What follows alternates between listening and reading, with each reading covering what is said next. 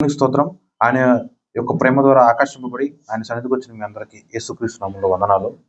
దానియేలు 2వ అధ్యాయము 21 వచనం. ఆయన కాలములను సమయములను మార్చువాడైయుండి రాజులను త్రోసివేయుచు నియమించుచు ఉన్నవాడు. వివేకులను వివేకమును, జ్ఞానులను జ్ఞానమును అనుగ్రహించు వాడై ఉన్నాడు. చాలండి.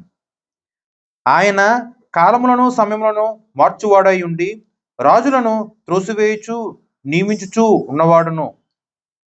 వివేకులకు వివేకమును, జ్ఞానులకు జ్ఞానమును అనుగ్రహించువాడునై ఉన్నాడు. చిన్న ప్రేయర్ చేసుకుని వాక్యం చేసుకున్నాం. స్తోత్రమునైన మహాగుణుడ, మహోన్నతుడ, గడ్డి పరకతో సైతం నువ్వు మాట్లాడించగలను సమర్థవంతుడు ప్రభు.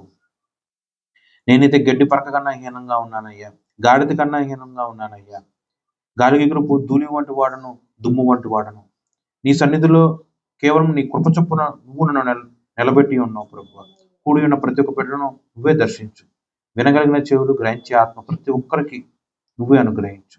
నీ వాక్యంలో నిగూఢమైన రహస్యములు మేమందరము తెలుసుకున్నట్లుగా కృప చూపించమని యేసుక్రీస్తు నామమున ప్రార్థన చేయించున్నాను తండ్రి, ఆమేన్. దానియేలు 2:21. యాక్చువల్గా 20వ వచనం నుంచి నేను చదువుతాను, మరి మీరు చూడండి, కుదిరితే అండర్లైన్ కూడా చేసుకోండి. ఎట్లనగా దేవుడు జ్ఞానములు గలవాడు, యుగములన్నిటినూ దేవుని నామము స్తుతినందును గాక. ఆయన కాలములను సమయములను మార్చువాడై ఉండి రాజులను త్రోసివేయుచు నియమించుచు ఉన్నవాడును. వివేకులకు వివేకమును, జ్ఞానులకు జ్ఞానమును అనుగ్రహించువాడునై ఉన్నాడు. ఆయన మరుగు మాటలను మర్మములను బయలుపరచును. అంధకారములోని సంగతులు ఆయనకు తెలియను. వెలుగు యొక్క నివాస స్థలము ఆయన యొద్ద ఉన్నది. అండర్లైన్ చేసుకున్నారా? 2వ అధ్యాయంలో 20, 21, 22. ఓకే, చూడండి. ఇదే వాక్యాన్ని నేను ఇంకో రకంగా మార్చి చదువుతా. జాగ్రత్తగా మనసు దృష్టి పెట్టి చూడండి. 20వ వచనం. దేవుడు కలవాడు, దేవుడు స్తుతినందును గాక. దేవుడు కాలమును మార్చువాడు, దేవుడు సమయములను మార్చువాడు. దేవుడు రాజులను త్రోసివేయువాడు, దేవుడు రాజులను నియమించువాడు. దేవుడు వివేకమును అనుగ్రహించువాడు, దేవుడు జ్ఞానమును అనుగ్రహించువాడు. దేవుడు మరుగు మాటలను బయలుపరచును, దేవుడు మర్మములను బయలుపరచును. దేవునికి అంధకార సంగతులు తెలియను. దేవుడికి సమస్తము ఆయన యొద్ద ఉన్నది. ఏమన్నా తీసేసానా? అంటే ఏమన్నా తప్పుగా చదివానా? కానీ మార్చి చదివారు కదా, ఏమన్నా అర్థమవుతుందా మీకు? అర్థమైందా? మళ్ళీ మార్చి చదువుతా చూడండి. 20, 21, 22. ఫస్ట్ థింగ్, దేవుడు కలవాడు, దేవుడు స్తుతినందును గాక. దేవుడు మార్చువాడు, దేవుడు త్రోసివేయువాడు, దేవుడు నియమించువాడు, దేవుడు వివేకమును అనుగ్రహించువాడు, దేవుడు జ్ఞానమును అనుగ్రహించువాడు, దేవుడు బయలుపరచును, దేవుడు సమస్తము తెలియను, దేవుడు సమస్తము ఆయన యొద్ద ఉన్నవి. ఎన్ని రకాలుగా చదివాము? ఏమన్నా మీనింగ్స్ అని మారినాయా? ఇక్కడ మీ బ్రతుకు పెట్టుకోండి ఒకసారి. నా బ్రతుకు పెట్టుకుంటా చూడు. నా జీవితంలో సమస్తము దేవుడికి తెలిసి ఉన్నదా లేదా? ఏంటి, ఈ యుగాల గురించే ఇక్కడ రాస్తున్నాయి. ఇప్పుడున్న ప్రస్తుత యుగంలో, ప్రస్తుత కాలంలో నా జీవితం దేవుడికి తెలియకుండా ఉంటుందా? అందుని బట్టి నేను దేవుణ్ణి స్తుతించకుండా ఉండగలనా? దేవుడు కాలాన్ని మారుస్తాడు. సైన్స్ ఎంత అభివృద్ధి చెందింది, జ్ఞానం ఎంత అభివృద్ధి చెందింది, ఇన్నోవేషన్ ఇంత అభివృద్ధి చెందింది. కాలమును ఎవరన్నా మార్చగలిగాడా? ఒక్కడన్నా ఉన్నాడా? ఇప్పుడున్న కాలంలో మేబీ కుష్ఠరోగానికి వైద్యం ఉంది. గతంలో కొన్ని సంవత్సరములు, 100 సంవత్సరాల కిందట కుష్ఠరోగం ఉన్నప్పుడు ఊరు వెలుపలే పెట్టేవాళ్ళు, మరణానికి అప్పచెప్పేవాళ్ళు. ఇప్పుడు మెడిసిన్ వృద్ధి చెందింది, దానికి మెడిసిన్ వచ్చింది. అంతకుముందు ఎయిడ్స్, కానీ ఇప్పుడు మెడిసిన్ వచ్చింది.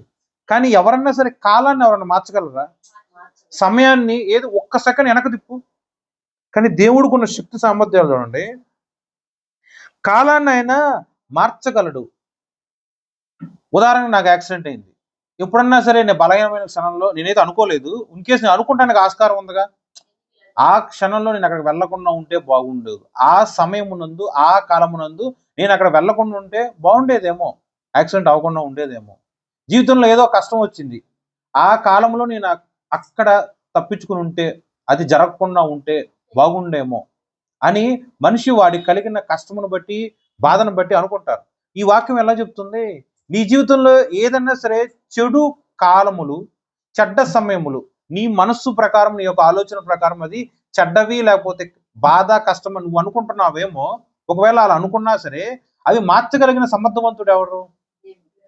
నీ బ్రతుకును మార్చగలిగిన సమర్థవంతుడు ఎవడు? సమస్త కాలములను కూడా ఆయన మార్చగలడు. సమస్త సమయమును ఆయన మార్చగలడు. చిన్న అధికారంలో ఉన్న బడిలో చదువుకుంటున్నాం. చిన్న టీచర్ ఉంటేనే రెస్పెక్ట్ ఇస్తారా స్కూల్లో? అలాగే అధికారంలో ఉన్న ఈవెన్ ఇప్పుడున్న కాలంలో గవర్నమెంట్ ఆఫీస్లో ప్యూన్కి సైతం రెస్పెక్ట్ ఇస్తారు. అదే ఒక మంచి హోదాలో ఉంటే, జడ్పీటీసీ అయితే, ఎంపీ ఎమ్మెల్యేలు అయితే, పోనీ సీఎం అయితే, పోనీ పిఎం అయితే ఇంకెంత అధికారం ఉంటుంది, ఎంత రెస్పెక్ట్ ఇవ్వాలి.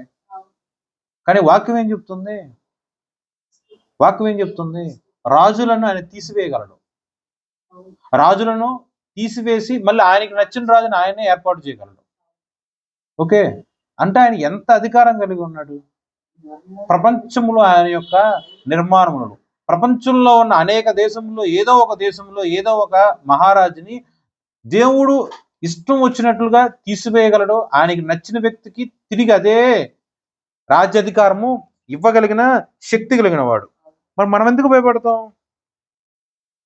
జ్ఞానం లేదు, నాకు లేదు, నాకు వివేకం లేదు. కానీ నేను దేవుణ్ణి అడిగినట్లయితే దేవుడు నాకు వివేకం అనుగ్రహించగలిగిన వాడు. నేను దేవుణ్ణి అడిగినట్లయితే దేవుడు నాకు జ్ఞానమును అనుగ్రహించగలిగిన వాడు. అలాగే ఏదన్నా సరే మర్మములు ఉన్నాయి, అది నాకు అర్థం కావట్లే. ఏదన్నా సంగతి ఉంది, నాకు తెలియట్లా. అప్పుడు ఎవరినన్నా నేను అడగాలి. అందరికన్నా సరే ఎక్కువ జ్ఞానం కలిగిన వాడికి, అసలు జ్ఞానమునకు ఆధారము ఉన్న యేసుని మనం అడిగినట్లయితే వాక్యం చక్కగా ఉంది చూడండి. బయలుపరచును. నువ్వు అడిగితే నీకు దేవుడు బయలుపరుస్తాడు. అడగడం మాత్రమే తరువాయి భాగం. ఇప్పుడు నువ్వు అడిగావా?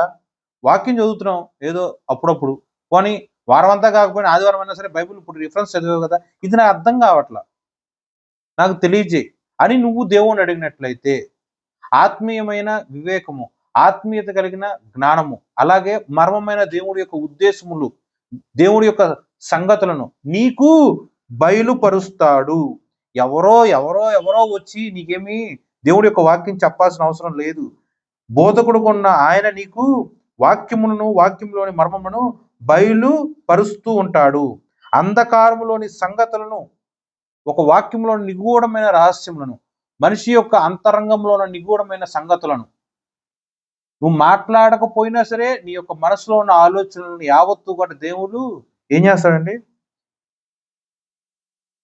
ఆయనకు తెలియను. దేవునికి సమస్తము తెలుసు. అలాగే వెలుగు యొక్క నివాస స్థలము ఆయన యుద్ధ ఉన్నది. ఒక్క వాక్యమే ఎన్ని రకాల అర్థాలు వస్తాయి మీరు చూడండి. ఇంత గొప్ప దేవుని మనం కలిగి ఉన్నాం. మరి నువ్వు దేవుణ్ణి స్తుతించకుండా ఎందుకు ఉంటున్నావు? 20వ వచనంలో యుగములన్నిటినూ దేవుని నామము స్తుతి నందును గాక.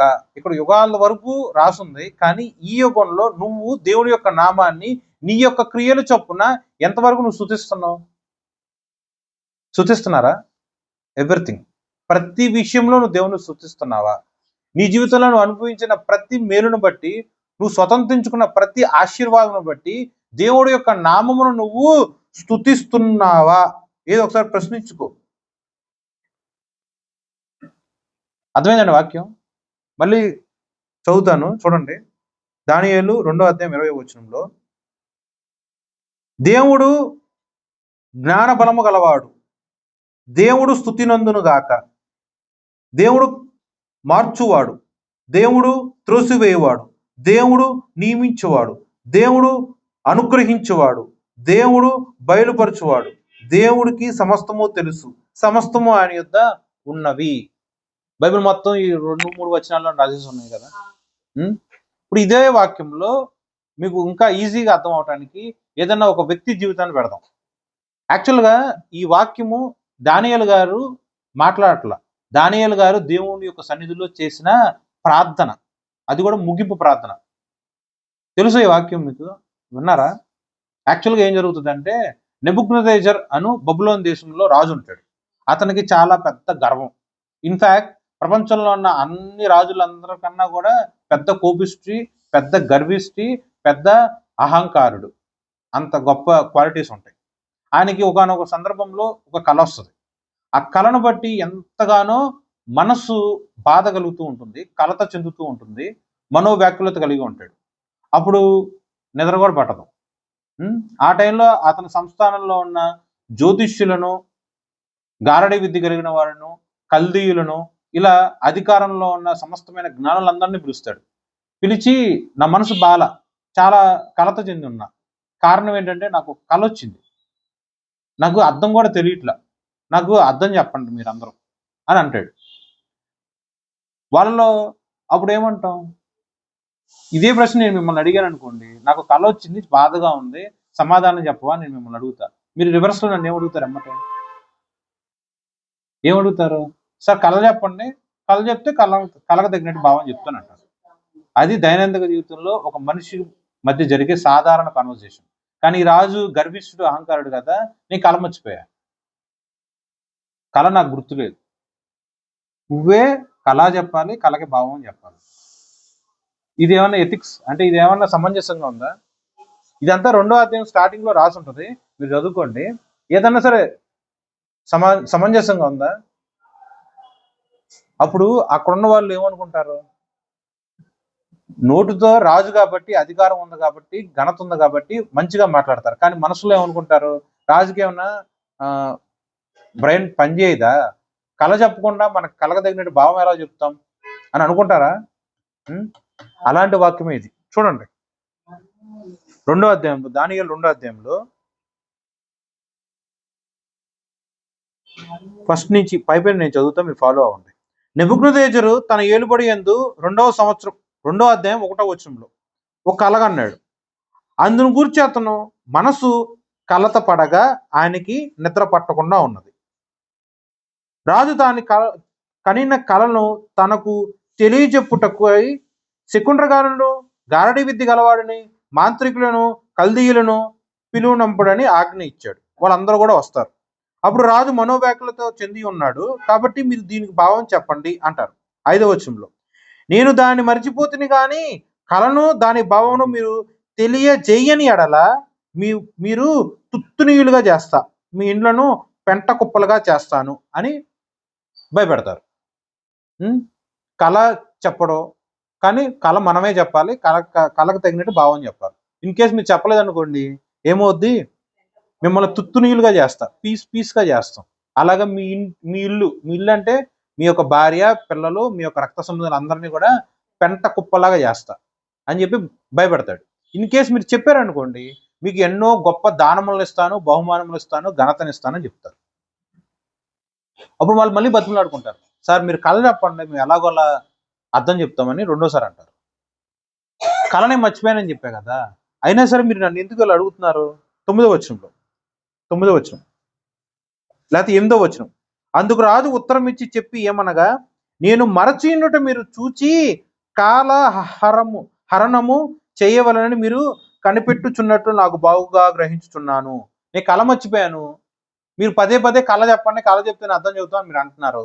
దీన్ని బట్టి నాకేం అర్థమవుతుందంటే, మీరు టైం వేస్ట్ చేస్తున్నారు, ఉన్న సమయం మొత్తం ఇక్కడే వేస్ట్ చేస్తున్నారు. ఎలా అంటే, కళ చెప్తేనే అర్థం చెబుతాం, లేదా మేము చెప్పలేం అని అంటున్నారు అని ఆ యొక్క రాజుకి ఇంకా ఎక్కువ కోపం తెప్పించేటట్టు మాట్లాడుతున్నారు. ఇంకెలా అంటున్నారు చూడండి 9వ వచనంలో, కాలము ఉపాయముగా గడవవలనని అబద్ధమును మోసపు మాటలను నా యుద్ధకు పలుక ఉద్దేశించున్నారు. మీరు కళలను చెప్పలేకపోయిన ఎడల నేను చెప్పిన మాట ఖండితం, అంటే మిమ్మల్ని చంపేస్తాను, తుత్తునీయులుగా చేస్తాను, పెంట కుప్పలుగా చేస్తాను అని అంటారు. 10వ వచనము కూడా అండర్లైన్ చేసుకోండి. అందుకు కల్దీయులు ఇలాగ ప్రత్యుత్తరం ఇచ్చిరి, ఒక సమస్య ఒక మనిషి మీదకి వచ్చినప్పుడు ఎలా మరణాపాయము, అనారోగ్యము, చనిపోయే స్థితిగతులు వచ్చినప్పుడు, సాధారణంగా ఒక ప్రాబ్లం వచ్చినప్పుడు మనిషి మాట్లాడే మాటలు ఎలా ఉంటాయో, భూమి మీద ఏ మనుషుడును రాజు అడిగిన సంగతి చెప్పజాలడు, ఏ చక్రవర్తియు అధికారియు శకుని గాని యొద్ద, గారడి విద్య గలవాని యొద్దను, కల్దీని యొద్దను ఇట్టి సంగతిని విచారింపలేదు. అసలు మనిషి అనేవాడు ఎవడో కూడా కళ చెప్పకుండా కళకి తగినట్టు భావం చెప్పమని ఎవరు అనరండి. భూమి మీద ఎలాంటి చక్రవర్తి అలా లేడు, ఎలాంటి మహారాజు ఎవడు కూడా ఇలా లేడు అని మాట్లాడతారు. నాకు ఒక సమస్య వచ్చింది అనుకో, నేను ఎలా మాట్లాడతాను, నేను ఫేస్ చేసే ప్రాబ్లమే గొప్ప ప్రాబ్లం, ఈ బాధ నేను కాబట్టి భరిస్తున్నా, అదే ఇంకోడైతే ఈ పాటికి అవుట్. నేను కాబట్టి ఈ యొక్క ఫ్యామిలీని ఎలాగోలా భరిస్తున్నా, అదే ఇంకోడైతే. ప్రపంచంలో నేను అనుభవించే కష్టాలు ఎవరికి లేదు సుమి. నాకున్న కష్టాలు లేకపోతే ఏడుపులు, నా బాధలు, నా కుటుంబంలో నా భార్య, భర్త, తల్లి, తండ్రి, నా పిల్లలు, నా వల్ల కావట్లా. ఏదో నేను కాబట్టి ఇది టేక్ ఓవర్ చేస్తున్నా, ఇంకోడైతే వల్ల కాదు, ప్రపంచంలో ఇంత సమస్య ఎవరికీ రాదు అని మనిషి అనేవాడు. ఇన్ఫ్యాక్ట్ నేనైనా సరే నాకు వచ్చిన చిన్న సమస్యను బట్టి దేవుడికి చిన్నదే, ఎందుకంటే యుగములన్నిటిలోనూ ఆయన స్తుతి నొందదగినవాడు. ఆయన దృష్టిలో ఆ సమస్య చిన్నది, కానీ నాకు ఆ సమస్య రాగానే ఏమనుకుంటాను, ప్రపంచంలో ఈ సమస్య నేను తప్ప ఎవరో ఫేస్ చేయలేరు, ఇంత కష్టం నాకే ఎందుకు వచ్చింది. అలాగే ఈ యొక్క కల్దీయులు కూడా రాజును చెప్పారు. రాజుకు చెప్పంగానే రాజుకి ఇంకా కోపం వచ్చి ఆ దేశంలో ఉన్న జ్ఞానులందరినీ కూడా చంపేయండి, ఇన్ఫాక్ట్ కళ్ళకు తగినట్టు భావం చెప్పకపోతే మీరు అందరూ చంపేస్తారని చెప్పి ఒక దేహ బాడీ గార్డ్ని నియమిస్తారు. ఇంతవరకు అర్థమైందా? ఆ యొక్క బాడీ గార్డ్ బయలుదేరి ఆ దేశంలో ఉన్న జ్ఞానులు అందరూ ఎక్కడెక్కడ ఉన్నారో అందరినీ చూస్తూ ఉంటారు. ఇది జరుగుతున్నప్పుడు దానియేలు అక్కడ రాజ సంస్థానంలో లేడు. దానియేలు తన యొక్క ఇంట్లో ఉంటాడు. ఆ యొక్క బాడీ గార్డ్ అలా తిరుగుతూ ఉన్నప్పుడు, బాబు ఏం జరిగిందయ్యా, ఎందుకు ఇలా అందరినీ చంపడానికి చూస్తున్నావు అని అడుగుతాడు. మ్యాటర్ తెలియదు కదా దానియేలు గారికి, కాబట్టి అడుగుతారు. అడిగినప్పుడు ఆ యొక్క బాడీ గార్డ్ మొత్తం క్లియర్ గా చెప్తారు. రాజుకు కళ వచ్చింది, ఆయన ఏమో ఇలా మూర్ఖంగా మాట్లాడుతున్నారు అన్నట్టు చెప్తారు. సరే నన్ను రాజు దగ్గర తీసుకెళ్ళి అంటారు. ఏది నువ్వు అలా చెప్పగలవా, ఒకసారి ఆలోచించు. ఉన్న జ్ఞానులందరినీ చంపేయండి అని రాజు ఆజ్ఞ ఇచ్చాడు. దానియేలు జ్ఞానవంతుడు. 1వ అధ్యాయము చివరిలో మీరు చూసినట్లయితే ఆ దేశంలో ఉన్న సమస్త జ్ఞానులందరికీ కన్నా కూడా 10 times జ్ఞానం దానియేలుకి ఎక్కువగా ఉంటుంది అని చెప్పి రాజే సర్టిఫై చేస్తాడు. అలాంటోడు ఏం మాట్లాడుతున్నాడు, నన్ను రాజు దగ్గరికి తీసుకెళ్ళవా అంటారు. అంటే సమస్య దగ్గరికి నన్ను తీసుకెళ్ళవా, మరణానికి పాత్రుడివి అని ఒక రాజాజ్ఞ ఇచ్చిన రాజు సమక్షంలోనికి నన్ను తీసుకెళ్ళవా అంటాడు. నువ్వైనా అలా మాట్లాడగలవా, నేను అలా మాట్లాడగలనా? అంత ధైర్యము ఉంటుందా సమస్య దగ్గరికి మనం వెళ్తాం? దానియేలు గారు వెళ్తారు. రాజా నీకు కళ వచ్చింది, ఆ భావం నీకు తెలియలేకుండా పోను, నాకు కొంచెం సమయం ఇవ్వు, నేను కళకు తగినట్టు భావాన్ని నీకు తెలియజేస్తా అని చెప్పి మనవి చేసుకుంటాడు. రిక్వెస్ట్. మనం మాట్లాడతామా అట్లా? రిక్వెస్ట్ కలిగిన మాట మాట్లాడటానికి ఏదన్నా సరే చూపిస్తామా? ఏదైనా ప్రాబ్లం వచ్చినా లేకపోతే ఒక అధికారులతో మాట్లాడాలన్నా, పోనీ మనకన్నా వయసులో పెద్దవాళ్ళతో మాట్లాడాల్సి వస్తే ఏదైనా సరే మనకు కలిగిన చదువు, జ్ఞానము, బుద్ధి, తెలివి, అధికారం బట్టి హెచ్చు కలిగిన మాటలు మాట్లాడతారు తప్ప తగ్గించుకొని మనవి చేసుకుని రిక్వెస్ట్ చేసుకునే మాటలు సామాన్యంగా ఉండవు.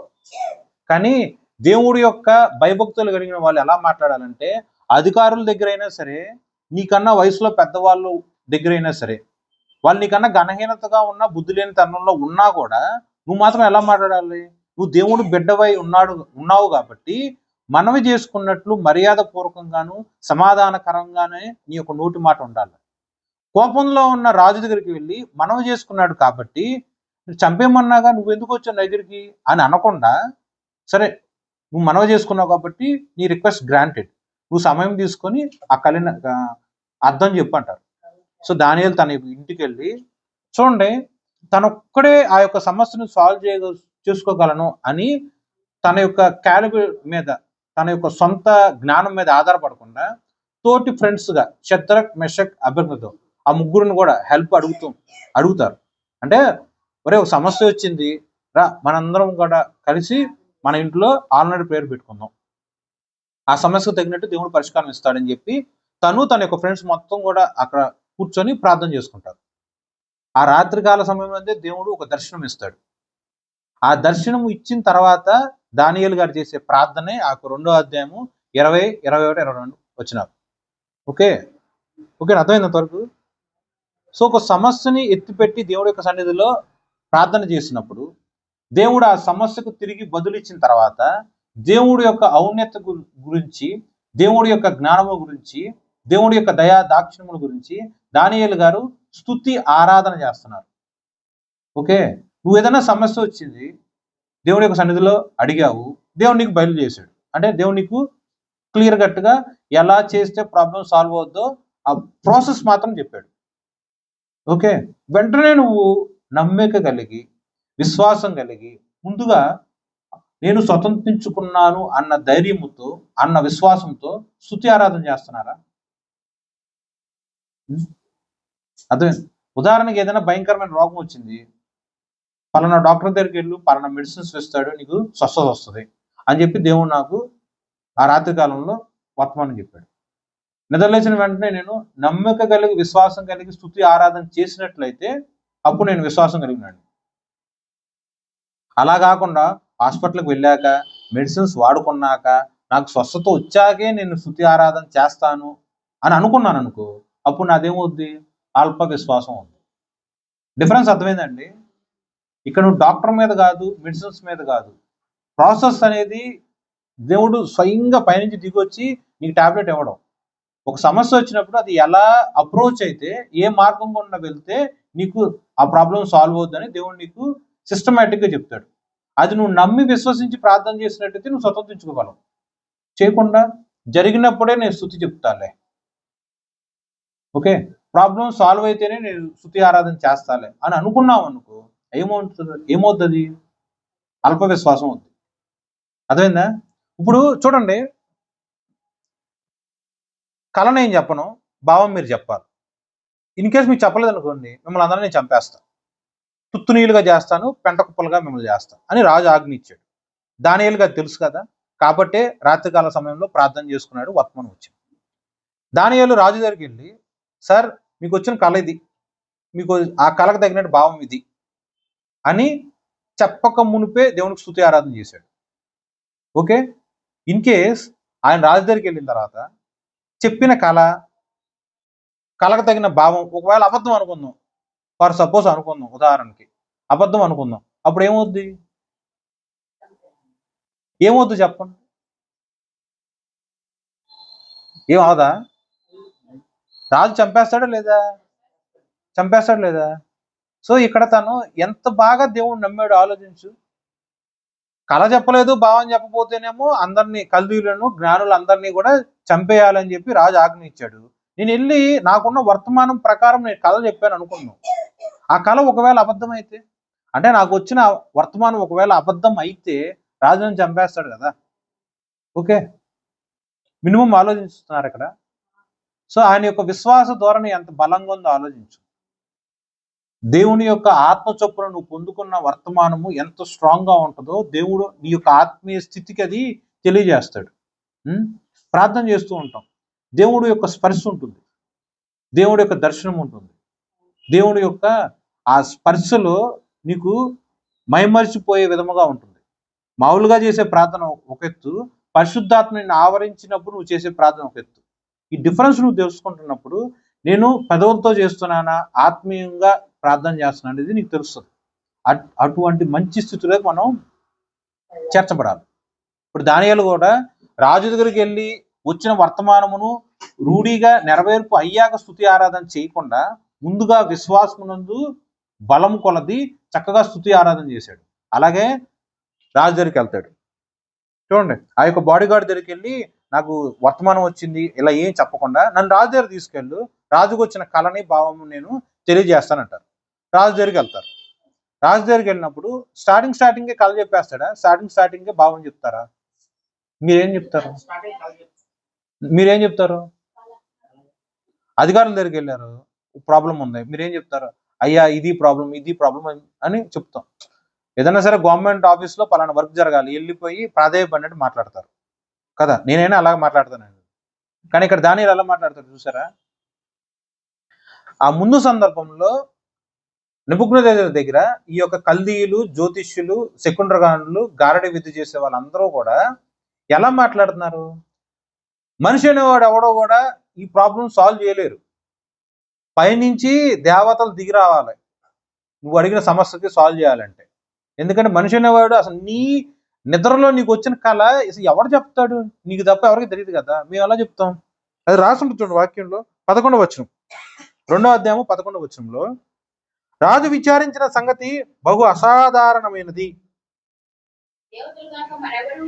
దేవతలు కాక మరెవరు ఈ సంగతిని తెలియజెప్పజాలరు. దేవతల నివాసములు శరీరాల మధ్య ఉండవు కదా. అర్థమైందండి? నా మనసులో మాట నువ్వు చెప్పగలవా? నేను నిద్రలో కన్న కళను నువ్వు చెప్పగలవా? సో దేవుళ్ళు తప్ప సాధారణమైన వ్యక్తులు చెప్పలేరు కదా. ఓకే, ఇది కదా మనుషులు మాట్లాడిన మాట. కానీ ఒక ఆత్మీయత కలిగిన విశ్వాసి రాజు యొక్క సమక్షంలోకి వెళ్ళినప్పుడు ఎలా మాట్లాడతారు మీరు చూడండి. ఫస్ట్ దేవుణ్ణి ప్రకటిస్తాడు. ఒక గర్విష్ఠుడి దగ్గర, కోపిష్ఠుడి దగ్గరికి వెళ్ళి దేవుణ్ణి ప్రకటిస్తాడు. ఆయన పైగా సాధారణమైన ఆ ఊరిలో ఉన్న ఒక మనిషి కాదు, అంటే కామన్ మ్యాన్ కాదు, ఒక బందీగా చేర్చబడిన యూదుడు. ఓకే, ఆయన ఇజ్రాయెల్ ప్రజలు బబులోన్ దేశంలో చెరగా, బందీగా, హౌస్ అరెస్ట్ గా చేయబడిన ఒక అతను. అలాంటి ఆయన వచ్చి ఓకే ఒక కల్ప్రిట్ లాగా ఉన్నవాడు వచ్చేసి రాజు యొక్క సమక్షంలో దేవుడి యొక్క సువార్త ప్రకటిస్తూ ఉంటాడు. మరి మనకేం తక్కువ? అంటే నువ్వైనా నేనైనా సరే దేవుడి యొక్క సత్య సువార్త నువ్వు ఉన్న నీ యొక్క ఫ్రెండ్ సర్కిల్ మధ్య నువ్వు చెప్పగలుగుతున్నావా? నువ్వు పనిచేసే నీ యొక్క కొలీగ్స్ దగ్గర నువ్వు చెప్పగలుగుతున్నావా? నీ దైనందిక జీవితంలో పక్కింటి వాళ్ళకి, ఎదురింటి వాళ్ళకి ఏదన్నా సరే దేవుడు నీ జీవితంలో చేసిన మేలును బట్టి నువ్వు ఏమన్నా సరే ప్రకటించగలుగుతున్నావా? మరి దానియేలు ఇక్కడ ఎంత చక్కగా చేశాడు అంటే, చిన్న మాట తేడా వస్తేనే చంపేస్తాడు. అంత పవర్ఫుల్ గా ఉన్న రాజు దగ్గరికి వెళ్ళిపోయి దేవుణ్ణి ప్రకటిస్తాడు.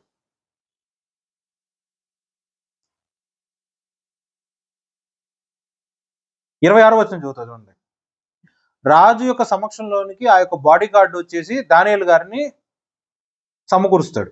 అప్పుడు రాజు ఏం అడుగుతాడు? 26వ వచనం, 2వ అధ్యాయం 26వ వచనం. రాజు మాట్లాడుతూ ఉంటాడు చూడండి.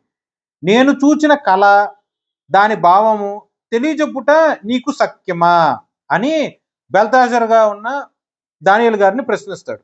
అప్పుడు దానియేలు ఏమంటాడు? సార్, నేను చెప్పగలను, నాకంత జ్ఞానం ఉంది, నాకంత వివేచన ఉన్నది. నీ దగ్గర ఉన్న జ్ఞానాలు అందరూ ఒట్టి వేస్ట్ ఫెలోస్. నేనైతేనా మంచి జ్ఞానం కలిగిన వాడిని, నన్ను మించినవాడు అవడలేడు. సో నేను నీ కళ చెప్తా, కళకు తగిన భావం చెప్తా అని అన్నాడా అండి? అతిశయం ఎక్కడా లేదు. దేవుడు ఏదన్నా సరే ఒక గిఫ్ట్ నీకు ఇస్తే, అంటే కళలు, దర్శనములు, వాక్యం చెప్పటం, వాక్యం వివరించటం, వాని ప్రకటించటం, సాక్ష్యములు చెప్పటం, స్వస్థత వరము, ప్రవచన వరము, అధికారము చేసే వరము, దేవుడి యొక్క సన్నిధిలో వైవిధ్యముగా మ్యూజిక్ ప్లే చేయటం, ఇంకా అంటే కృపావరాల్లో సుమారు 9 పైన ఉంటాయండి. ఇవన్నీ కూడా ఏదైనా సరే దేవుడు ఆయన కృపలో మనకి ఇస్తాడు. ఇచ్చిన తర్వాత ఇక్కడ దానియేలు గారికి 1వ అధ్యాయంలో మీరు చూడండి ఒకసారి, 1వ అధ్యాయం 17వ వచనంలో, 1:17 మధ్యలో ఏం చదువుతా చూడండి. దేవుడు వారికి జ్ఞానమును, సకల శాస్త్ర ప్రావీణ్యతను, వివేచనను అనుగ్రహించను. ఓకే, ఇలా కృపావరములాగా దేవుడు వాళ్ళకి జ్ఞానము, శాస్త్రము, ప్రావీణ్యత, సకల విధమైన శాస్త్రములు, అలాగే వివేచన, ఇవన్నీ కూడా దేవుడు అనుగ్రహించాడు. సో దేవుడు నీకు కొన్ని స్పిరిచువల్ గిఫ్ట్స్ ఇచ్చాడు. దేవుడు నీకు ఆత్మీయ సంబంధమైన బహుమానములు ఇచ్చాడు. అది నువ్వు స్వతంత్రించుకున్నావు కాబట్టే కళ నువ్వు తెలుసుకోగలిగావు, కళకు తగిన భావం నువ్వు తెలుసుకోగలిగావు. దేవుడు రాజు యొక్క సమక్షంలోకి వెళ్ళిన తర్వాత మనుషులందరూ, అంటే నీ దగ్గర ఉన్న జ్ఞానులందరూ వేస్ట్ ఫెలోస్. నేను చెప్పగలిగాను, చెప్పగలను, నాకెంత క్యాలిబర్ ఉంది, నా జ్ఞానం చాలా గొప్పబ్బా, నాకు వివేచన చాలా గొప్ప, నేను మాట్లాడితే అనర్గంగా మాట్లాడగలను, సంథింగ్ ఏదన్నా సరే మనకు కలిగిన దాన్ని బట్టి అతిశయం పొందింది. ఏమన్నా దానియేలు గారు మాట్లాడారా? ఎక్కడ మాట్లాడాల? తన్ను తాను తగ్గించుకున్నాడు. మనుషులందరూ చేయలేని పని ఆయన చేశాడు. మనుషులందరూ అనగా ఆ యొక్క జ్ఞానులందరూ కల్దీయులందరూ సాక్ష్యం ఇచ్చారుగా, దేవతలు తప్ప మనుషులు అనేవాడు ఎవడో చేయలేడయ్యా, దేవతలు మనుషుల మధ్య నివసించలేరు కదా, పైగా నువ్వు అడిగిన ప్రశ్న అసాధారణమైన ప్రశ్న, దాన్ని మామూలు మనుషులు ఎందుకు చెప్పగలరు? చెప్పలేరు. దేవతలు తప్ప ఎవరూ చెప్పలేరు అని అందరూ, రాజు దగ్గర ఉన్న ప్రతి ఒక్క మనిషి చేతులు ఎత్తేస్తే ఒకే ఒక్కడు దేవుడి చేత అనుగ్రహింపబడిన జ్ఞానము చొప్పున సమాధానం చెప్పాడు, కానీ ఆ క్రెడిట్ తను తీసుకోవాలి. ఓకే, అర్థం చేసుకోండి. మనుషులందరూ చేయలేని పని దేవుడి యొక్క కృపలో నువ్వు చేసావు, కానీ ఆ క్రెడిట్ అంటే ఆ పని చేయగలిగిన జ్ఞానము, యోగ్యత మనం సొంతంగా తీసుకోకూడదు. అదంతా కూడా దేవుడు ద్వారా నువ్వు పొందుకున్నావు కాబట్టి ఆ ఘనత నువ్వు దేవుడికే ఇవ్వాలి. దానియేలు గారు ఫస్ట్ ఆ పని చేశారు. చూడండి, రాజు అడిగిన మర్మము జ్ఞానులైనను గారడీ విద్య గలవారైనను సెకుండగాండ 2వ అధ్యాయం 27వ వచనం. 2వ అధ్యాయము 27వ వచనం. రాజు అడిగిన ఈ యొక్క మర్మను జ్ఞానులైనను గారడీ విద్య గలవారైనను సెకుండగాండ్రైనను జ్యోతిష్యులైనను తెలియజెప్పలేరు. అయితే మర్మములను బయలుపరచగలిగిన దేవుడు ఒకడు పరలోకమునందు ఉన్నాడు. అంత్య దినములందు కలగబోవు దానిని ఆయన రాజుకు నెబుకద్నెజరుకు తెలియజేసెను. తాము పడక మీద పరుండగా తమ మనసులో కలిగిన స్వప్న దర్శనములు ఏమనగా అని క్లియర్ గట్గా చెప్పారు. ఓకేనా? ఈ వాక్యం బట్టి మీకేం అర్థమైంది? నువ్వు ఆత్మీయానుసారంగా దేవుడు ఇచ్చిన బహుమానం బట్టి చిన్న పనన్నా చేసిన, పెద్ద పనన్నా చేసిన, దాని క్రెడిట్ ఎవరికి ఇవ్వాలి?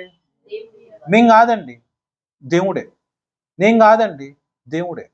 వాక్యం చెప్పా, నేను కాదు, దేవుడి యొక్క జ్ఞానంలోనే దేవుడు నాకు చెప్తే నేను మీకు చెప్పగలిగాను. ప్రార్థన చేసాం, మన ఎబిలిటీ కాదు, దేవుడు ఇచ్చిన ప్రార్థనే, ఆత్మ నడిపింపు కొలది చేసిన ప్రార్థనే, మేము కాదు. ఈవెన్ బాప్తిజం, రక్షణ దేవుడి యొక్క కృప ద్వారా పొందుకున్నాను తప్ప నేనేదో ఉత్తముడని నీ బాప్తిజం తీసుకోలే, దేవుడే. దేవుడి యొక్క ఉచితమైన ప్రేమను బట్టి ఆ యొక్క బలారాధనలో మనం పాల్పొక్కులు పొందుకున్నాం తప్ప మన యొక్క సత్ప్రవర్తన వలన బలారాధనలోకి పాల్పొక్కులు పొందుకోవట్లా, అది ప్రకటించడం. ఇలా ప్రతి దాంట్లో మనం క్రియలు కనపరచాలి. అలాగే ఈ యొక్క దైనందిక జీవితంలో కూడా ఈ యొక్క దానియేలు గారు ఆ యొక్క రాజు అడిగాడు, కళ బావును చెప్పగలవా అంటే, సార్ నేను చెప్పలేను, పరలోకం ముందు ఒక దేవుడు ఉన్నాడు, ఆయన యొక్క ప్రపంచంలో ఉన్న సర్వజ్ఞానమునకు ఆయన ఆధారము, సృష్టిగా ఆయన ఆధారము. నీ దగ్గర ఉన్న మనుషులుగా ఉన్న ఈ యొక్క జ్ఞానులు ఎవరో కూడా ఆ యొక్క సమస్యను సాల్వ్ చేయలేరు, కానీ నా దేవుడుగా ఉన్న ఈ యొక్క యెహోవా నువ్వు అడిగిన నీ యొక్క ప్రశ్నకు సమాధానం ఇవ్వగలిగిన వాడు, ఆయనే జ్ఞానమునకు, తెలివికి, బుద్ధికి ఆధారముగా ఉన్నాడు. రాజా, రేపనే రోజు ఏమవుతుంది? ప్రస్తుత కాలం అంతా మనం అందరం బాగున్నాం కదా, రేపనే రోజు ఏమవుతుంది అని ఆలోచించుకుంటూ నిద్రపోయావు. ఆ సమయంలో నీకు వచ్చిన కళ ఇది, ఆ కళకు తగిన భావం ఇది అని మొత్తం తేడతెల్లగా చెప్తాడు.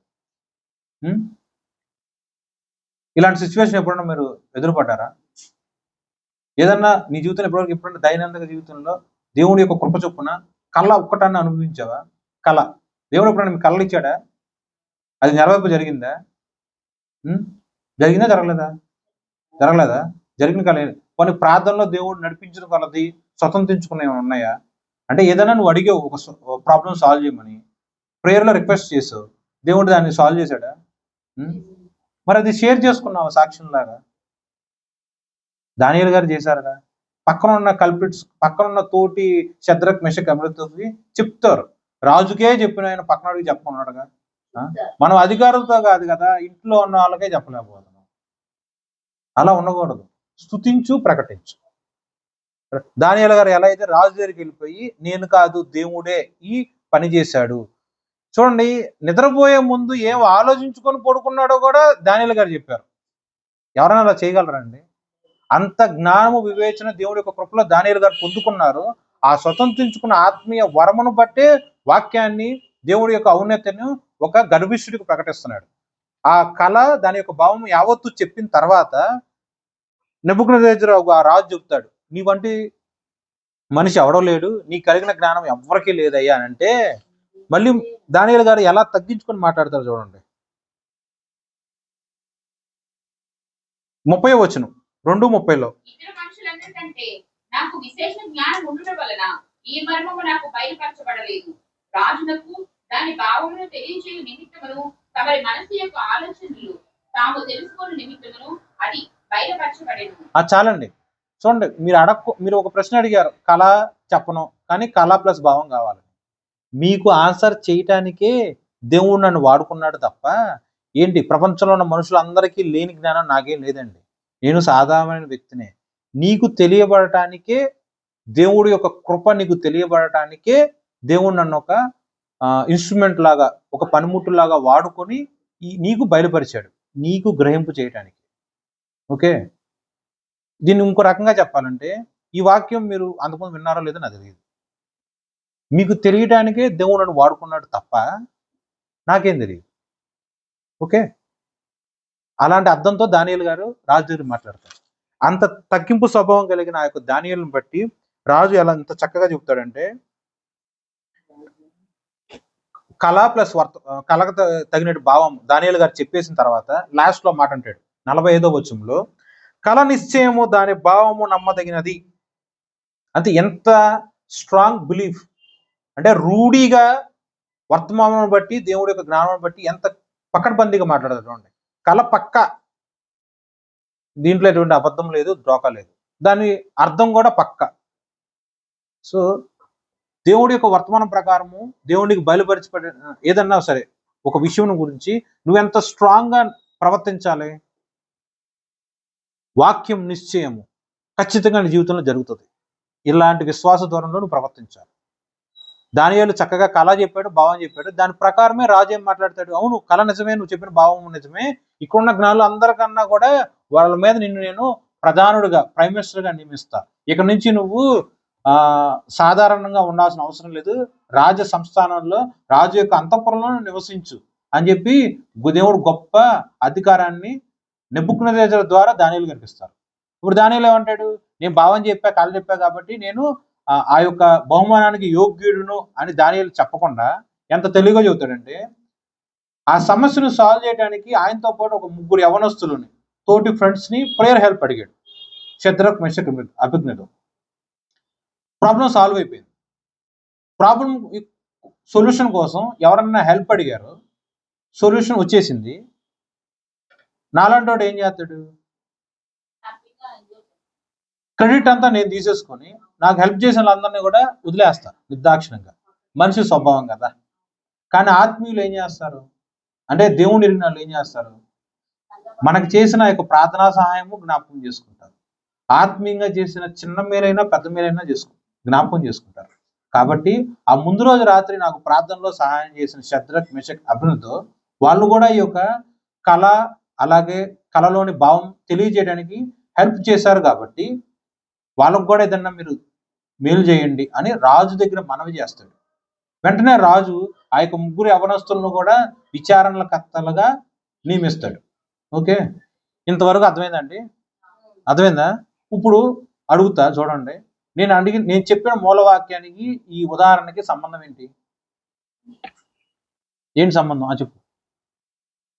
జ్ఞానులకు జ్ఞానాన్ని ఇచ్చేది దేవుడు, వివేకానికి వివేకాన్ని ఇచ్చేది దేవుడు కనుక మనిషి యొక్క జ్ఞానం కాకుండా దేవుడి మీద ఆధారపడినట్టు ఆ కళార్థం రాజు దగ్గర నిర్ణయించబడింది. దేవుడి మీద విశ్వాసంతో ఆయన అడిగిన ప్రశ్నకి జవాబు. ఓకే, నువ్వు చెప్పు. అంతేనా? నువ్వు చెప్పు.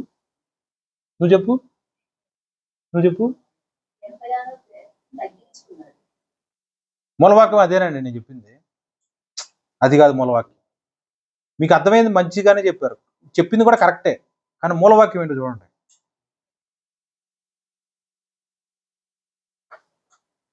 దేవుడు కాలమును మార్చువాడు, సమయం మార్చువాడు. ఏం కాలం అది? నువ్వు కళాభావం చెప్పకపోతే నీ చంపేస్తా, అది కాలం.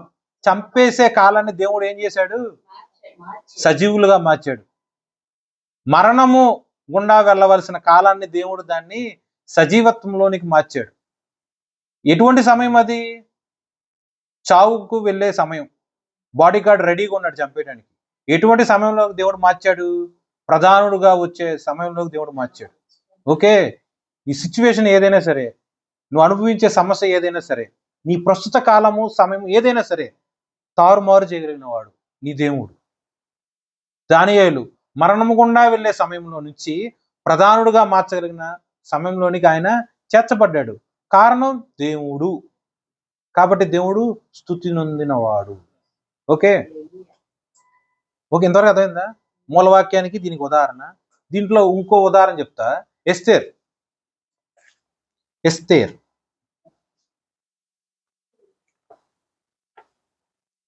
ఎస్తేర్ గారు జీవితం మీరు చూసినట్లయితే సామాన్యంగా ఏం చెబుతారు, ఆవిడ మహారాణి 3 రోజులు ఉపవాసం ఉండి తన యొక్క తన జాతి యావత్తును కూడా రక్షించుకుంది అని ఎస్తేర్ అనుకుంటారు. ఎస్తేర్ గురించి మాట్లాడుకుంటారు.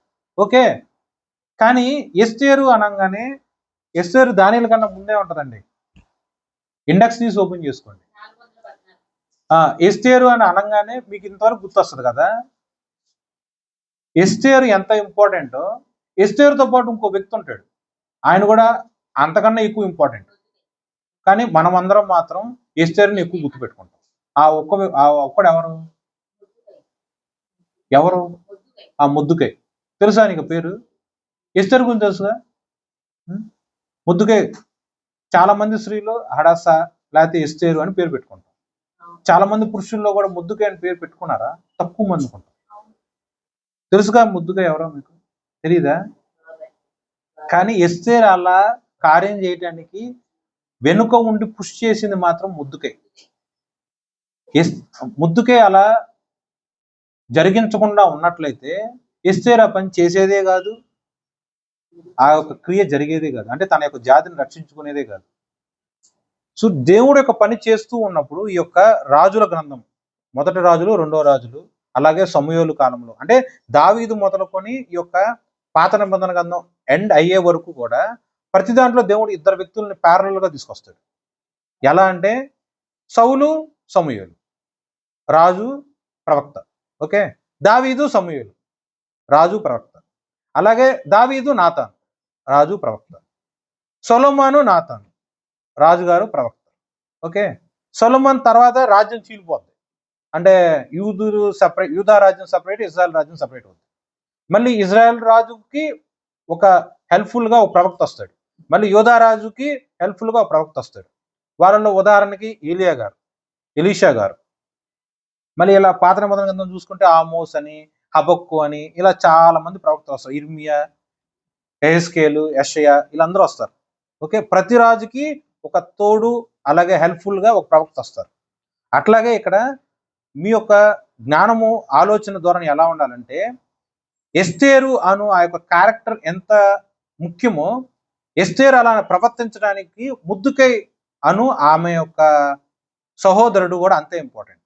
కొంతమంది తండ్రి అంటారు, వాస్తవం ఏం జరుగుతుందంటే ఒక అన్నదమ్ములు ఉంటారు, ముద్దుకైకి బాబాయ్ ఉంటాడు, బాబాయ్ యొక్క కూతురు ఎస్తేరు, బాబాయ్ ప్లస్ పిన్ని ఇద్దరు చచ్చిపోతారు. అప్పుడు ఎస్తేర్ ఏమవుతుంది? అన్నగా అడాస ఏమవుతుంది? అనాథ అవుతుంది. ముద్దుకై ఏమో అన్న అవుతాడు, వరుసగా అన్న అవుతాడు.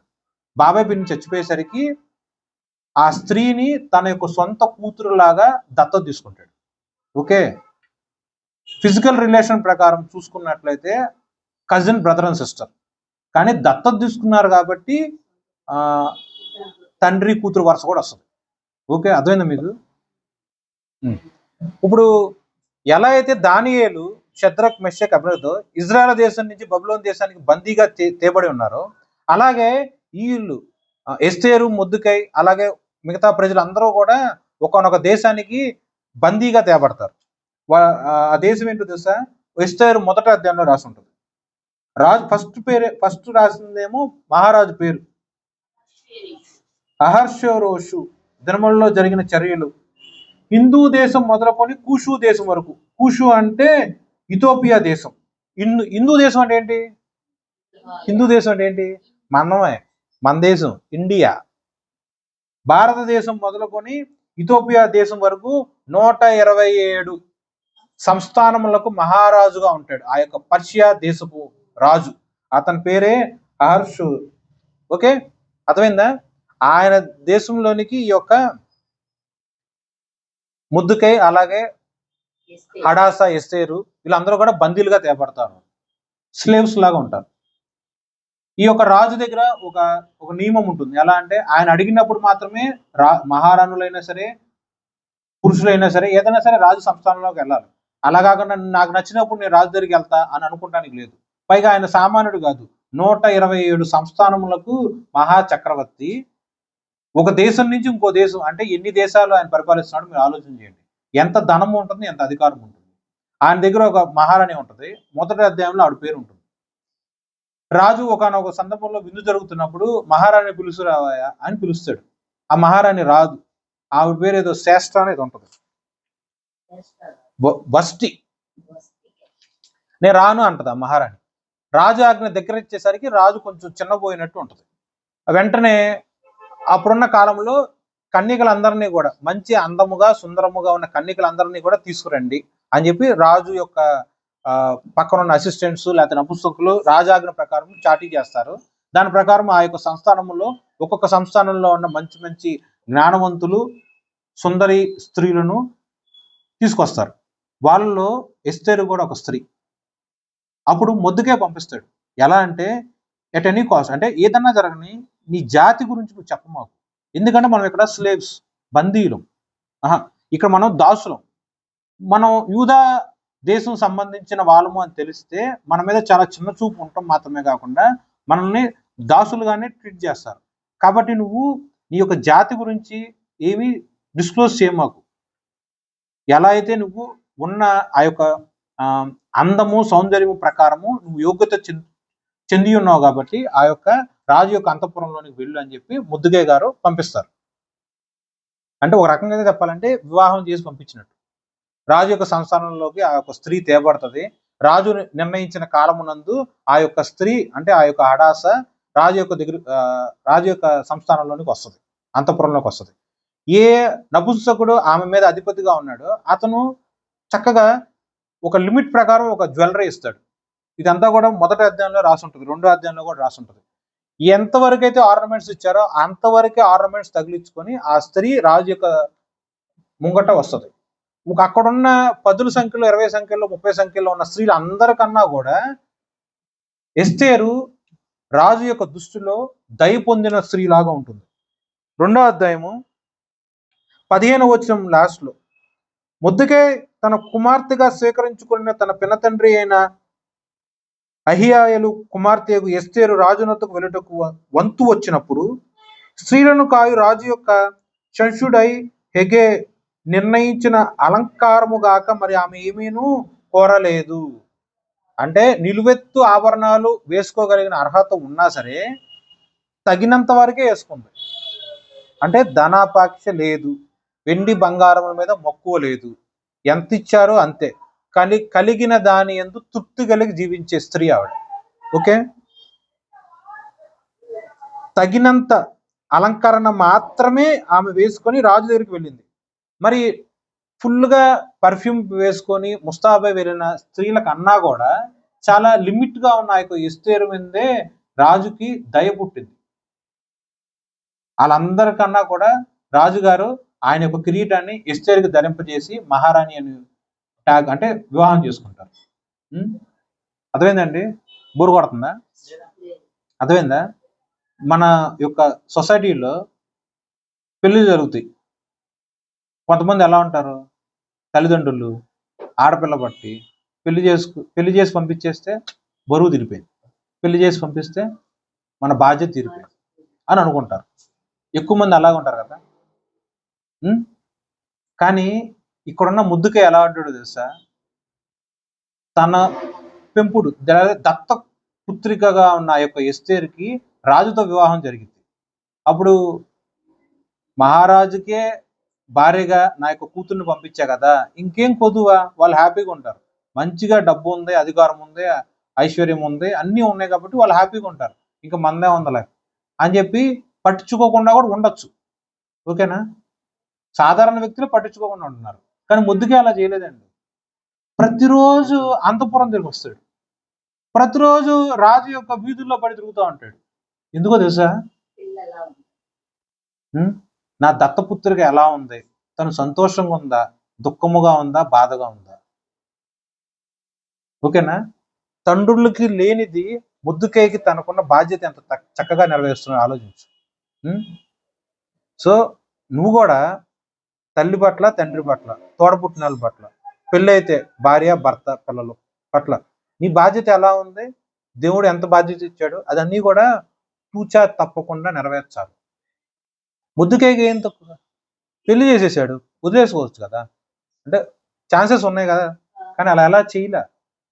తన బిడ్డగా ఉన్న యొక్క అడాస ఎస్తేరు సంతోషంగా ఉందా లేదని ప్రతిరోజు వస్తాడు. ఇవాళ వచ్చి రేపు రాకపోవడం అయ్యే ఉండవు. ప్రతిరోజు అక్కడ ఏమో షెల్టర్ కూడా లేదు, రాజ వీధుల్లో పడి నడుస్తూ ఉంటాడు. ప్రతిరోజు రాజు వీధి దగ్గరికి వచ్చి అక్కడ మస్తీగా ఉన్నాడు అనుకోండి, భటులు ఏమనుకుంటారు, రాజు మీద ఏమన్నా స్కెచ్ చేసి రాజుని చంపేయడానికి చూస్తున్నారేమో అని అనుకుంటానికి కూడా ఆస్కారం ఉంటుంది. కానీ ఆయన ఎంత చక్కగా ప్రవర్తించాడు ఆలోచించి. మనము కూడా తల్లి పట్ల, తండ్రి పట్ల అంతే బాధ్యతగా ఉండాలి. ఓకే, ₹1 సంపాదించినా సంపాదించకపోయినా, పెళ్ళైనా పెళ్ళి అవ్వకపోయినా, అంటే నువ్వు చేసే పని గురించి మర్చిపో.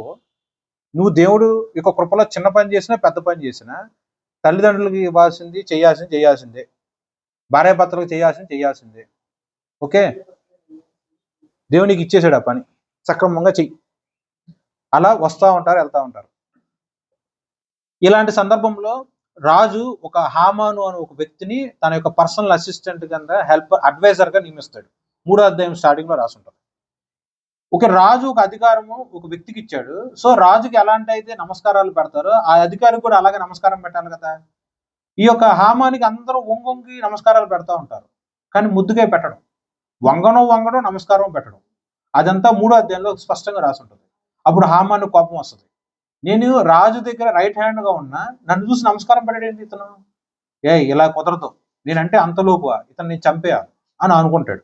మళ్ళీ ఆలోచిస్తాడు, నీచమైన బుద్ధి, ఇతన్ని చంపితే చాలా చిన్న విషయం, నేను అధికారంలో ఉన్న వాడిని, అతనేమో కామన్ మ్యాన్ గా ఉన్నాడు, నా పగ చల్లారదు, అతను ఎవడో అన్ని విచారణ చేసి అతను యూదులని తెలుస్తుంది. యూదులందరినీ చంపేశామనుకో, స్వజనులు చచ్చిపోయారు కాబట్టి అతను చంపేసిన దానికన్నా కూడా అతని యొక్క స్వజనులు చంపేస్తే అతను ఎక్కువ బాధపడతాడు. ఓకే, మనం అనుభవించే బాధ కన్నా మన కుటుంబం అనుభవించే బాధను బట్టి మనకు ఎక్కువ కష్టం ఉంటుంది. ఓకే, ఇలాంటి నీచమైన ఆలోచన చేస్తాడు హామాను. సో యూదులందరినీ చంపేయాలని చెప్పి ఎలాగోలా అబద్ధపు మాటలు మాట్లాడి రాజు దగ్గర నుంచి ఒక రాజాజ్ఞ తీసుకొచ్చేస్తాడు. దాన్ని బట్టి రాజు ఆజ్ఞ ఇచ్చేస్తాడు, యూదులను చంపేసేయండి. అలాగే 127 సంస్థానంలో ఒకానొక సంస్థానంలో చిన్నపిల్లలు, వృద్ధులు, నడిప్రాయులు, యవనస్తులుగా ఉన్న యూదులందరినీ కూడా పలానా సమయంలో చంపేయాలి అని చెప్పి ఆ యొక్క హామాను స్కెచ్ వేస్తాడు. 3వ అధ్యాయము 12 లాస్ట్ లో రాసి ఉంటుంది. 14 అండి, 3వ అధ్యాయం 14లో, మరియు ఒకానొక దినమునకు వారు సిద్ధపడవలనని, 13వ అధ్యాయం 13వ వచనం 3:13లో, ఆదారు అను 12వ నెలలో 13వ దినమునందు ఆ యొక్క యవనులను, యూదులు అందరినీ కూడా చంపేయాలి అని చెప్పి రాజాజ్ఞిస్తాడు. ఓకే, అంటే పలానా సంవత్సరం, పలానా నెల, పలానా రోజులో ఈ యొక్క యూదులందరినీ కూడా చంపేయాలని చెప్పి రాజాజ్ఞ వస్తుంది హామాను ద్వారా. ఈ విషయం తీసారు రెఫరెన్స్, ఈ విషయం ముద్దుకేకి తెలుస్తుంది. తన ప్రజలు చచ్చిపోవటం అనేది చాలా బాధ కదా. ఆ సంస్థానంలో ఉన్న వాళ్ళందరూ కూడా ఉపవాసం ఉండి ప్రార్థన చేస్తారు. ముద్దుకాయ కూడా గోనెపట్ట దంచుకొని బూడిదలో కూర్చొని ఉపవాసం ఉండి ప్రార్థన చేస్తాడు. ఈ యొక్క ముద్దుకాయ దానికన్నా ముందు, ఈ దానికన్నా ముందు ఎప్పుడైతే ఎస్తేరుకి పెళ్ళయ్యి మహారాజు దగ్గరికి వెళ్తుందో అప్పుడు ఒక స్పై లాగా లేకపోతే ఒక ఇన్ఫార్మర్ లాగా ఒక వ్యక్తిని పెడతాడు. ఎస్తేరు యొక్క యోగక్షేమములు ఎప్పటికప్పుడు నాకు తెలియజేస్తూ ఉండవా అని చెప్పి ఒక మనిషిని నియమిస్తాడు అంతఃపురంలో. అతను బట్టే ముద్దుకై అలాగే ఎస్తేరు మధ్య కాన్వర్సేషన్ ఎప్పుడు జరుగుతూ ఉంటుంది. ఆ వ్యక్తి ద్వారా తెలుస్తుంది ఈ యొక్క ఎస్తేరుకి, ముద్దుకై ఇలా ఉపవాసం ఉన్నాడు, గోనెపట్ట కట్టుకున్నాడు, తెగ అంగలారుస్తున్నాడు, తెగ దుఃఖపడుతున్నాడు అని ఎస్తేరు తెలుస్తుంది. తండ్రి స్థానంలో ఉన్నా లేకపోతే అన్నయ్య స్థానంలో ఉన్న ముద్దుకై ఇలా బాధపడుతున్నాడు ఏంటా అని చెప్పి వర్తమానం పంపిస్తుంది. పైగా బట్టలు కూడా పంపిస్తుంది. గోనెపట్ట తీసేసి బట్టలు లేవా, ఇగో ఈ బట్టలు ధరించు, ఏంటి ఏం కొదువుగా ఉంది నా చెప్పు అన్నయ్య అని చెప్పేసి అడుగుతుంది. ఇదిగో ఇలా మనకు సమస్య వచ్చింది, యూదులను చంపేయాలని సమస్య వచ్చింది అని చెప్పి ఇలా టు అండ్ ఫ్రో ఇన్ఫర్మేషన్ జరుగుతూ ఉంటుంది. చూడండి, ఇదంతా కూడా 4వ అధ్యాయంలో రాసి ఉంటుంది. ఇలా టూ అండ్ ఫ్రో ఇన్ఫర్మేషన్ జరుగుతూ ఉన్నప్పుడు 4వ వచనంలో ఎస్తేరు యొక్క పనికత్తెలను ఆమె దగ్గర ఉన్న షండ్రులను వచ్చి జరిగిన దాన్ని ఆమెకు తెలియజేయగా రాణి గొప్ప మనోవిచారం గలదై మొద్దుకే కట్టుకొనుటకై గోనెపట్టలు తీసివేయమని ఆజ్ఞ ఇచ్చి కట్టించుకొనుటకై అతని యొద్ద వస్త్రములకు పంపెను. కానీ అతడు వాటిని తీసుకొనలేదు. ఎందుకు బట్టలు తీసుకోలేదని చెప్పి తిరిగి మళ్ళీ అడగటం, కారణం ఇది అని చెప్పటం, ఇదంతా కూడా ఆ యొక్క అధ్యాయంలో రాసి ఉంటుంది. ఓకేనా? ఇంతవరకు ఓకే కదా మీకు? ఇక్కడే మనం జాగ్రత్తగా అర్థం చేసుకోవాల్సింది ఏంటంటే 14వ వచనం ఇంపార్టెంట్. ఈ 14వ వచనం చెప్పడానికే ఇప్పుడు వరకు ఉద్బోధఘాతంగా ఇదంతా చెప్పా. 14వ వచనం చూడండి. నీవు ఈ సమయమందు ఏమీయో మాట్లాడక మౌనంగా ఉన్న ఎడల యూదులకు సహాయమును విడుదలయు మరి యొక్క దిక్కు నుండి వచ్చును గాని నీవును నీ తండ్రి ఇంటి వారిని నశించుదు. నీవు ఈ సమయమును బట్టి రాజ్యమునకు వచ్చినవేమో ఆలోచించుకోమని చెప్పమనేను. చాలండి. ఇప్పుడు మొద్దుకైకి ఎస్తేరుకి మధ్య కాన్వర్సేషన్ జరుగుతూ ఉన్నప్పుడు ఎందుకు ఇలా ఉపవాసం ఉన్నావు, ఎందుకు ఏడుస్తున్నావు అని చెప్తే, ఇదిగో యూదుల్ని చంపేస్తున్నారు, మన జాతి వాళ్ళని, మన ప్రజల్ని చంపేస్తున్నారు, నువ్వు రాజు దగ్గరికి వెళ్ళి కొంచెం రాజుకి ఏమైనా చెప్పవా అని చెప్పి ముద్దుకై ఎస్తేరుకి చెప్తాడు. ఎస్తేరు ఏమంటది, అన్న రాజు పిలవకుండా ఏ రాణి అయినా మంత్రులు కూడా వెళ్ళటానికి వీల్లేదు. రాజు ఒక రోజు వస్తుంది, ఆ రోజు రాజు పిలిస్తేనే మేము రాజు దగ్గరికి వెళ్ళాలి, భార్యగా మా పని చేసుకోవాలి, అంతకు మించి మా అంతటా మేము వెళ్తానికి లేదన్నా, కష్టం అన్నా అని చెప్తుంది ఎస్తేరు. అప్పుడు ముద్దుగా ఏం చెప్తాడు, అదే 14వ వచనంలో, ఈ దినమున కోసమే, ఈ సమయం కోసమే ఒక యూదురాలుగా ఉన్న, ఒక బానిసగా ఉన్న నిన్ను దేవుడు పర్షియా దేశమునకు మహారాణిగా దేవుడు నిన్ను చేశాడు. ఒకసారి ఆలోచించు, నువ్వు దేవుడు యొక్క పని చేయకపోతే నీకు నీ తండ్రి ఇంటి వారికే శ్రమ. నువ్వు చేయకపోయినా సరే ఏదో ఒక దిక్కు నుండి ఎవరో ఒకరి ద్వారా దేవుడి యొక్క పని జరగటం నిశ్చయము. దేవుడి యొక్క పని జరగటానికి దేవుడు నిన్ను ఒక సాధనముగా వాడుకున్నాడు. నువ్వు చెయ్యి, ఒకసారి ఆలోచించుకో. చేయలేనే నువ్వు అంటున్నావు, కానీ ఇప్పుడు అంతఃపురంలో ఉన్నావంటే అది నీ యొక్క సౌందర్యం కాదు. బానిసత్వంలో ఉన్న నిన్ను ఈ సమయం కోసమే రాజ్యంలోనికి దేవుడు నిన్ను చేర్చి ఉన్నాడు. కాబట్టి ఆలోచన మార్చుకో, మౌనంగా ఉండమాకు, ఆలోచన మార్చుకొని ఆ మౌనమును విడిచి దేవుడి యొక్క వాక్యాన్ని ప్రకటించు అని ముద్దుగా ఎస్తేరు చెప్తాడు. దాని తగిన విధంగానే పెళ్లికి ముందు ఎలా అయితే తండ్రి దగ్గర తండ్రి పోషిస్తున్నాడు కాబట్టి తండ్రికి వినయము విధేయత చూపిస్తుంది ఆ స్త్రీ. ముద్దుకై పోషిస్తూ ఉన్నాడు కాబట్టి దత్తత తీసుకున్న తండ్రిగా దాన్ని తెలుగులో ఏదో అంటారండి. కాబట్టి ఆ స్త్రీ ముద్దుకాయ దగ్గర క్రమశిక్షణ వినయం కలిగి ఉంది. పెళ్ళైపోయిందిగా, పైగా పోషించేవాడు ముద్దుకే కాదుగా, ఇంకా మాట వినాల్సిన అవసరం లేదు. కానీ ఆ స్త్రీ ఇంకా కూడా తండ్రి హోదాలో ఉన్న ముద్దుకాయకి మాట వింటుంది. ఇది కూడా యాక్చువల్గా వాక్యంలో ఉంటుందండి. కాదు చాలు నేను చెప్పినది ఇప్పుడు వాక్యంలో ఉంటుందని చెబుతున్నాను మీకు, అంతే. ఇప్పుడు ముద్దుగా అలా చెప్పిన మాట ప్రకారము ఎస్తేరు తన యొక్క ఆలోచన మార్చుకొని చక్కగా ఉపవాసం ఉంటాను, అలాగే నువ్వు కూడా మన ప్రజలందరికీ చెప్పు, మన జాతి అందరికీ చెప్పు, 3 రోజులు ఉపవాసం ఉన్నాను, నేను ఉపవాసం ఉంటా, నా చెలికత్తెలు కూడా ఉపవాసం ఉంటారు. 3 రోజుల తర్వాత దేవుడి యొక్క కృపలో రాజు యొక్క అంతఃపురంలోకి నేను వెళ్తా అని చెప్పి అంటది. రాజు యొక్క అంతఃపురంలో పిలవకుండా వెళ్తే రాజు మరణశిక్ష విధిస్తాడు అని చెప్పి నియమం ఉంది. కానీ మరణశిక్షను సైతము తను తృణీకరించి తన ప్రజల యొక్క రక్షణ నిమిత్తమే తను రాజు యొక్క ముంగట నిలబడింది. ఇక మీరు ఆలోచించండి, మనం మాట్లాడుకున్న మూలవాక్యం ఏంటి? కాలములను సమయములను దేవుడు మారుస్తాడు. ఓకే, ఇక్కడున్న కాలం ఏంటి? యూదులను చంపేసే కాలం. ఎస్తేరు ప్రార్థన ఉపవాసం చేసుకొని రాజు యొక్క సంస్థానంలోకి వెళ్ళినప్పుడు రాజు చూడంగానే రాజుకి ఆ స్త్రీ మీద దయ పొందుతుంది. పైగా అంతమంది ఉన్నప్పుడు ఎవరు పడితే వాళ్ళు వచ్చి మాట్లాడకూడదు. రాజు చేతిలో రాజదండం ఉంటుంది. ఆ రాజదండం ఎవరి వైపు చూస్తే వాళ్ళ వైపు మాట్లాడాలి. ఇప్పుడు ఇక్కడ చూపించాను, అతనే మాట్లాడాలి, నువ్వు మాట్లాడకూడదు. ఓకే, 100 మంది ఉంటారుగా రాజుల దగ్గర, అంతమంది ఉండగా 100,000 మంది ఉన్నా కూడా ఎస్తేరు మాత్రమే రాజు యొక్క దృష్టిలో దయ పొందిన స్త్రీలాగా ఉంటుంది. వెంటనే రాజదండం ఎస్తేరు వైపు చూపించి, మహారాణి ఎందుకు వచ్చావు, నీకేం కావాలి? దయ పొందిన దానివి కాబట్టి ఈ యొక్క 127 సంస్థానంలో సగం సంస్థానాలు నీకు ఇచ్చేయమంటావా? ఇప్పుడే ఇచ్చేస్తా చెప్పు అంటాడు. డబ్బు మీద ప్రీతి మక్కువ ఏమీ లేకుండా రాత్రి విందు ఉంది, మీరు దయచేసి నా దగ్గరికి రండి, భోజనం చేసి వెళ్దురు అంటారు. చూడండి, నీకు అధికారం కావాలా, డబ్బు కావాలా, బంగారం కావాలా, వజ్రాలు కావాలా, ఇలా ఏది అడిగినా సరే వద్దు, నా దగ్గరికి విందు ఉంది, విందు రండి, భోజనానికి వచ్చి వెళ్ళండి చాలు అని వినమ్రగా మాట్లాడుతుంది. ఆ మాటకి ఇంకా ఉప్పొంగిపోయి నీకు ఇంకా రాజ్యంలో సగం ఇచ్చేస్తా, తీసేసుకో అంటాడు. నాకేం వద్దు, మీరు రండి సార్ చాలు అంటారు. సో ఆ రాత్రికాల సమయంలో రాజు వెళ్తాడు, నామాన్ని తీసుకొని వెళ్తారు. ఆమె ఇన్వైట్ చేసేది ఇద్దరిని. ఆ వెళ్ళే సమయంలో రాజుకు నిద్ర పట్టదు, అస్సలు నిద్ర పట్టదు. 6వ వచనంలో మొదటి వచనం, ఆ రాత్రి నిద్ర పట్టక పోయినందున రాజ్యపు సమాచార గ్రంథం తీసుకురా అని చెప్పి రాజు ఆజ్ఞిస్తాడు. ఆ సమాచార గ్రంథంలో ఒకానొక రోజు రాజు దగ్గర గేట్ కీపర్స్ లాగా, అంటే రాజు అంతఃపురంలో రాజు యొక్క బెడ్రూమ్ కి కాపలా కాసే వాళ్ళు ఇద్దరు రాజును చంపడానికి చూస్తారు. ఆ విషయం మొద్దుకేకి తెలుస్తుంది. వెంటనే వెళ్ళిపోయి ఎస్తేరుకి చెప్తాడు. ఎస్తేరు వెళ్ళి రాజుకు చెప్తుంది. ఎమ్మటే రాజు ఇద్దరిని విచారం చేస్తాడు, ఇది నిజమా అబద్ధమా అని. నిజమని తెలిసింది. దాన్ని బట్టి ఆ యొక్క భటులు ఇద్దరిని చంపేస్తాడు. ఓకే, ఇదంతా కూడా 5వ అధ్యాయం చివరిలో రాసి ఉంటుంది. అలాగే 6వ అధ్యాయంలో కూడా రాసి ఉంటుంది. ఓకేనా. ఈ యొక్క సమాచార గ్రంథం తీసుకొచ్చినప్పుడు మొద్దుకే యొక్క పేరు అక్కడ రాసి ఉంటుంది, మొద్దుకే చేసిన మేలు అక్కడ రాసి ఉంటుంది.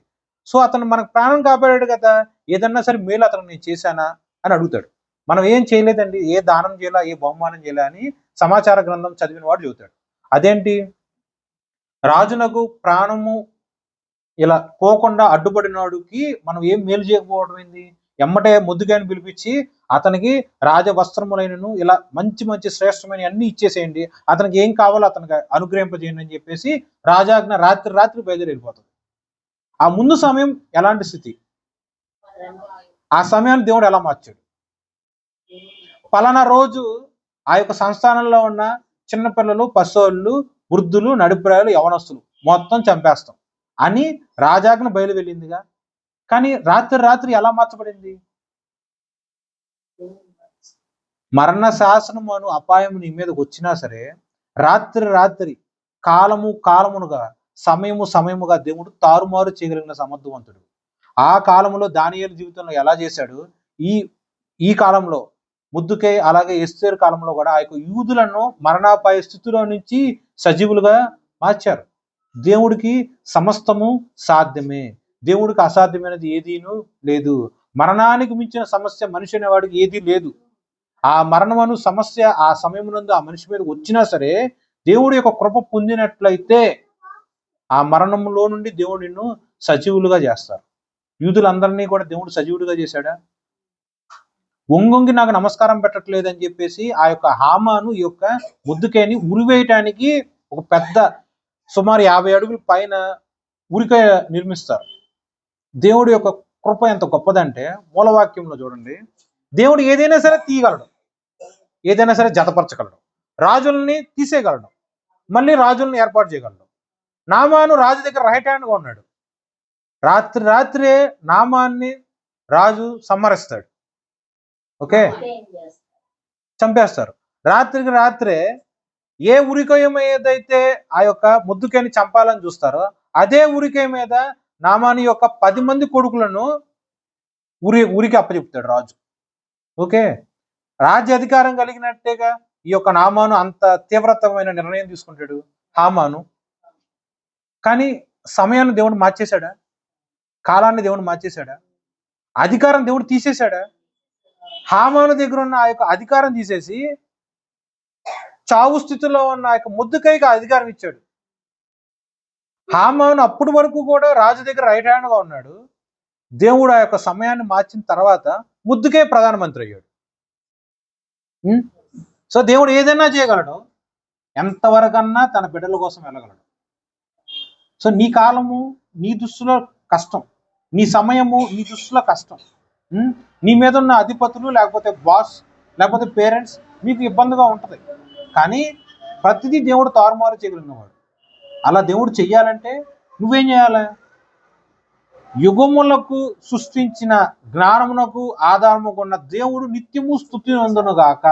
నువ్వు కూడా దేవుడి నామమును ప్రచురించు, నువ్వు కూడా దేవుడి యొక్క నామమును స్తుతించు. అప్పుడు వరకు కూడా రాజు యొక్క రైట్ హ్యాండ్, రాజు యొక్క ఉంగరము హామాను చేతిలో ఉంది. తాకీదులు తయారు చేసి 127 సంస్థానాల్లో పంపిస్తాడు, యూదులను చంపేసేయండి అని. కానీ చివరికి ఏమైంది? తను చంపాలనుకొని ముద్దుకని తను చంపాలనుకొని ఉరికాయ సృష్టిస్తే అదే ఉరికాయ మీద తను అలాగే తన యొక్క బిడ్డలందరూ కూడా చచ్చిపోయారు. సో దేవుడి యొక్క బిడ్డని చంపడానికి అలా ట్రై చేస్తే తిరిగి ఆ చావు ఎవరి మీదకి వెళ్ళింది? మరి నీకు ఎలాంటి సమస్య ఉంది? చివరి చూడండి వాక్యం, లాస్ట్ దానియేలు 2:21.